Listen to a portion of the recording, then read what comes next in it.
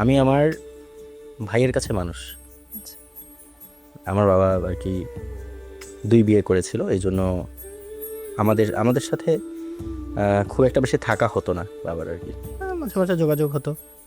আমি যখন থেকে বুঝতে শিখি যে হ্যাঁ, মানে ধরো যে মানুষ ক্লাস 1-2 এ পড়ে যখন শিখে তখন থেকেই দেখতাম যে আমার ভরণ-পোষণের সকল দায়িত্ব আমার বড় ভাইয়া চালাইতো। এবং সেও যে তখন চাকরি করতো তা না। সে দেখা গেল ওই সময় সে অনার্সে পড়তো কারমাইকেল কলেজে। ওই টিউশন টাকা দিয়ে দেখা যেত যে সে নিজেও চলতো, আমাদেরকেও চালানোর চেষ্টা করতো।